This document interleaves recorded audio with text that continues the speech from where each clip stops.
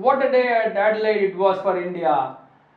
It was a lot closer than many would have expected at the start of the day. In the end, Indian bowlers delivered, and this is the first time that India has ever won the first test match of a series in Australia.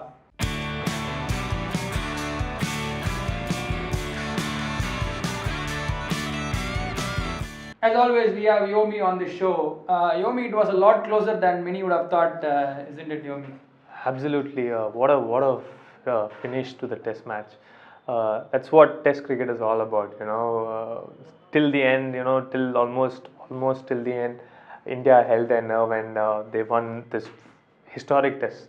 Yeah, and in the end, yes, India won the Test match, but Australia, on the other hand, would have taken a lot of positives, especially the lower order batting. Many thought that they would come and just crumble, and it would have been an easy win. But the lower order actually showed the top order actually how to bat, isn't it?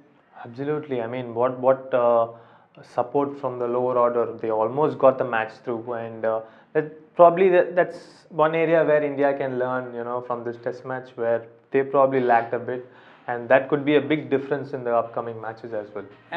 Do you think Cheteshwar Pujara was the difference this Test match? Definitely. I mean, the way he batted, it kind of rubbed on to the other batsmen as well. Rahane chipped in with a beautiful 70, and I'm sure going forward also, this win is going to be a great moral booster for the Indian batsmen, and it's going to bring a whole lot of confidence for them. Yeah, and do you also feel that going forward in this series, India would definitely play only four bowlers, considering there's only 3 day gap between this test and the next test? I'm sure probably for the next test match they'll not want to tinker much, especially with the bowling unit. I mean their sky riding confidence is really high, and I'm sure they'll probably not want to tinker with the bowling unit as well as in the 11. And this is where Australia would have been, even though they lost, they would have been little happier considering that they had the Indians on the field for almost two sessions. So the bowlers had a lot of workload. So considering that this, as I said, 3 days in between, they would definitely want to bat first and put Indians once again on the field.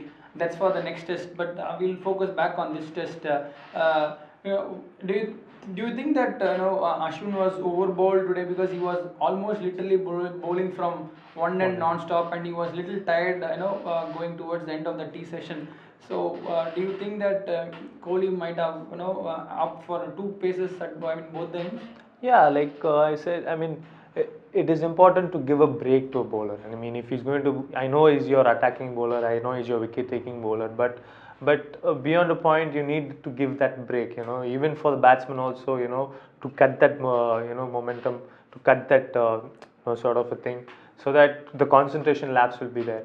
So if he had probably given a break, shifted this bowlers, probably brought Bumrah or Ishant Sharma from the other end, it would have been really better. But all's well that ends well. Yeah, and as you said earlier, Shami generally bowls pretty well in the second innings, and he was once again at it.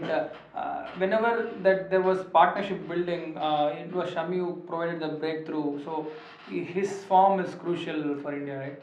Yeah, going forward, as I told you, he's someone who takes some time to get into rhythm. But once he's in rhythm, he's a totally different bowler. He's your wicket taker. And with the current fast bowling setup, I think it is really the trio Bumrah, Ishant Sharma, and Shami. They are really doing really well, and I'm sure they'll get even better. Yeah, and with respect to Australian batting, right? So, what did you think of Cummins' knock? Because he's generally a player who will go after the bowling, but the situation demanded him to buckle down, and probably I felt that Indian lower order could take a leaf out of his book, maybe especially the first innings. I mean, the second innings, sorry, where Indian bowlers were just going for their shots, and they lost their wickets. In fact, last 4 wickets, they will, it was just 4 runs added. So I mean, they didn't cost India much this game, but definitely that's a way going forward, and the lower order contribution. Yeah, like what India can also learn from the lower order batsmen of Australia is the attitude. I mean, the kind of attitude, they didn't want to let go of the match that easily, even though they had also bowled a lot of overs, and I'm sure they were tired, but they really held that nerve. They were really gritty enough to not give the wicket easily. that we can definitely, Indian batsmen, lower order batsmen, then can definitely, show some attitude, show that intent that, they're not going to give that wicket easily.